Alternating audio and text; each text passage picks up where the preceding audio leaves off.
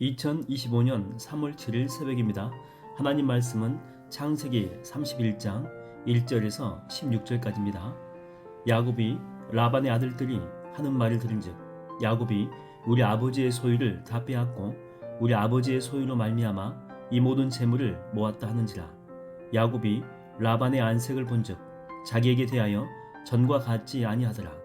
여호와께서 야곱에게 이르시되 내 조상의 땅 내 족속에게로 돌아가라. 내가 너와 함께 있으리라 하신지라. 야곱이 사람을 보내어 라헬과 레아를 자기 양떼가 있는 들로 불러다가 그들에게 이르되 내가 그대들의 아버지의 안색을 본즉 내게 대하여 전과 같지 아니하도다. 그랄지라도 내 아버지의 하나님은 나와 함께 계셨느니라. 그대들도 알거니와 내가 힘을 다하여 그대들의 아버지를 섬겼거늘 그대들의 아버지가 나를 속여 품삯을 10번이나 변경하였느니라. 그러나 하나님이 그를 막으사 나를 해치지 못하게 하셨으며 그가 이르기를 점 있는 것이 내 삭시 되리라 하면 온 양떼가 낳은 것이 점 있는 것이요 또 얼룩무늬 있는 것이 내 삭시 되리라 하면 온 양떼가 낳은 것이 얼룩무늬 있는 것이니 하나님이 이같이 그대들의 아버지의 가축을 빼앗아 내게 주셨느니라. 그 양떼가 새끼 뵐 때에 내가 꿈에 눈을 들어보니 양떼를 탄 순양은 다 얼룩무늬 있는 것과 점 있는 것과 아롱진 것이었더라. 꿈에 하나님의 사자가 내게 말씀하시기를 야곱아 하기로 내가 대답하기를 여기 있나이다 하매 이르시되 내 눈을 들어 보라. 양떼를 탄 순양은 다 얼룩무늬 있는 것, 점 있는 것과 아롱진 것이니라. 라반이 내게 행한 모든 것을 내가 보았노라. 나는 베델의 하나님이라. 내가 거기서 기둥에 기름을 붓고 거기서 내게 소원하였으니 지금 일어나 이곳을 떠나서 내 출생지로 돌아가라 하셨느니라. 라헬과 레아가 그에게 대답하여 이르되 우리가 우리 아버지 집에서 무슨 분깃이나 유산이 있으리요. 아버지가 우리를 팔고 우리의 돈을 다 먹어버렸으니 아버지가 우리를 외국인처럼 여기는 것이 아닌가. 하나님이 우리 아버지에게서 취하여 가신 재물은 우리와 우리 자식의 것이니 이제 하나님이 당신에게 이르신 일을 다 준행하라. 하나님 말씀을 증거하겠습니다. 라반은 야곱에게 14년간 한 푼도 주지 않았습니다. 딸들을 주었다는 핑계로 공짜로 부려먹은 거죠. 그런데 이후에 그 야곱은 라반 삼촌과 계약을 맺죠. 장인 어른이기도 하죠. 아롱진 것이나 점박이 같은 것이 태어나게 되면 앞으로 일한 대가로 그것을 받겠다라고 하는 것입니다. 그렇게 이제 또 6년간의 시간이 흘러갑니다. 그리고 결국에 야곱은 하나님의 은혜로 엄청난 양떼를 소유한 부자가 됩니다. 이렇게 부자가 된 것은요, 라반이 삼촌이 또 장인어른이 그렇게 해주어서가 아니죠. 그러니까 라반이 계약대로 이행해서도 아닙니다. 6년간이나 10번이나 품삯을 계속해서 바꾼 것입니다. 그러니까 온갖 비열한 짓을 다 한 것이죠. 점박이나 아롱진 것들이 또 태어날까봐 어미 가운데 그런 양과 염소가 있으면 따로 분리해서 야곱에게서 또 떨어뜨려 놓기도 합니다. 그럼에도 불구하고 하나님은 야곱에게 100배의 은혜를 베풀어 주신 것입니다. 마치 그 이집트에 있는 이스라엘 백성들이 생각이 납니다. 이스라엘 백성들이 점점 숫자가 많아지고 강성해져 가니까 이집트의 바로가 지레 겁을 먹죠. 그래서 박해란 박해는 다 합니다. 심지어 남자 아이들이 태어나게 되면 죽이라고까지 유아살인을 명령하죠. 그러나 그렇게 핍박하면 할수록 점점 강성해지게 되는 것입니다. 바로 하나님의 은혜입니다. 중국 공산당이 교회를 뿌리채 뽑기 위해서 1966년부터 1976년, 그러니까 10년 동안이죠. 문화 대혁명 기간인데 이들 이 공산당이 작정하고 말살 정책을 씁니다. 아무튼 이 기독교를 뿌리채 뽑겠다라고 하는 것이죠. 그러나 지금 기독교의 숫자가 1억이 넘는다라고 하죠. 밟으면 밟을수록 더욱더 또 넓게 또 깊게 뿌리를 내리는 잔디와도 같아지게 됩니다. 하나님은요 우리에게 어떤 은혜를 주시냐면 고난이 없는 은혜보다는 고난 중에서 그 고난을 뚫고 고난을 역전시키면서 은혜를 주실 때가 많다라고 하는 거죠. 마치 바위 위에 그 뿌려진 씨앗들과 같습니다. 좋은 토양에 뿌려진 씨앗과 비교하게 되면 바위 위에 뿌려진 씨앗들은요 아무런 희망이 없는 것 같습니다. 그런데 그 바위를 뚫고 뿌리를 내리지 않습니까? 그런 나무들은요 어떤 비바람이 와도 끄떡하지 않고 버티고 견디는 능력을 갖게 된다고 하는 것입니다. 하나님은 가끔 우리를 바위 같은 이런 황량한 곳에 던져둘 때가 있습니다. 그래서 남들보다 훨씬 더 힘든 삶을 살 때가 많이 있죠. 그러나 우리는 그 고난 속에서 하나님은요 우리를 더 훨씬 더 단단하게 만드셨어요. 그리고 바위를 뚫고 자라게 하셔가지고 열매를 맛보게 하셨다고 하는 것입니다. 그래서 세상 사람들이 다 놀라는 것입니다. 처음에 이게 고난 속에 던져질 때에는 뭐 하나님도 별것 없네, 뭐 저렇게 기도하는데 저 산은 꼬라지 좀 보라고, 기도해도 응답이 없잖아, 그러면서 우리를 업신여긴다라고 하는 것입니다. 근데 놀라운 것은 그 고난에서 좌절하고 또 포기하고 망가져야 정상이거든요. 근데 그러지 않고 오히려 우리는 훨씬 더 강해집니다. 그리고 우리 속에서 막 능력이 나타납니다. 하나님의 능력이. 그리고 훨씬 더 좋은 열매를 맺게 된다라고 하는 거죠. 이 사도 바울이 한 번은 로마로 이렇게 배를 타고 끌려가는 거죠. 죄수의 몸으로. 그러다가 풍랑을 만나서 멜리데 섬에 들리게 됩니다. 그곳에서 막 추워가지고 모닥불을 피려고 나무를 이렇게 불에 이렇게 던졌는데 나무 속에 있던 그 독사가 튀어나와서 바울을 물게 됩니다. 그랬더니 대번에 그 마을 주민들이 뭐라고 하냐면 저 사람 틀림없다는 거죠. 죄인 맞다는 것입니다. 바다에서는 운 좋게 살아나는지 모르겠지만 하나님이 결국 그를 죽이셨다고 하는 것입니다. 그런데 시간이 지나도 사도 바울이 안 죽거든요. 아니면 시름시름 말아야 되는데 그런 것도 전혀 없습니다. 그래서 다시 사람들이 생각을 고쳐먹게 됩니다. 뭐라고 합니까?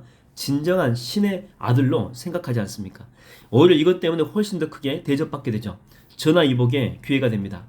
우리는요 독사가 우리 인생에 나타나게 되면 불행이다 이렇게 생각할 때가 있습니다. 그러나 하나님은 오히려 그 독사를 통해서 우리 인생 가운데 더 큰 축복을 주실 때가 많다라고 하는 것이죠. 그러므로 혹시 여러분 고난이 있더라도 절대 포기하지 마십시오. 하나님은요 역전의 용사이십니다. 비행기가 이렇게 착륙할 때 그냥 하는 것 같지만 반드시 관제탑의 허락을 반드시 받아야 됩니다. 왜냐하면 착륙 허락이 없는데 착륙을 하게 되면 사고가 날 수 있기 때문이죠. 안전 자체가 보장이 되지 않습니다. 드디어 이 하늘의 관제탑에서 야곱에게 사인이 옵니다. 하나님이 야곱의 꿈에 나타나신 것이죠. 이제는 떠나라 라고 말씀하십니다. 그리고 야곱은 그 메시지를 듣고 난 다음에 하나님께 감사의 기도를 올리죠. 왜냐하면 그 전에도 떠날 수는 있었습니다. 근데 만일 사인 없이 떠나게 되면 안전을 보장할 수가 없기 때문이죠. 근데 주님이 떠나라고 하셨기 때문에 주님이 이제는 안전을 보장해 준다라고 하는 그런 뜻이겠죠. 불기둥과 구름기둥이 되어 주신다라고 하는 것입니다. 여러분 오늘도 우리가 여러 가지 결정해야 할 일들이 참 많이 있을 것입니다. 성급하게 결정하지 마십시오. 주님의 인도하심을 받으십시오. 주님의 사인을 받으십시오. 그럴 때 우리가 안전하고 평안하고 또한 성령 충만하고 은혜 충만한 하루가 될 줄로 믿습니다.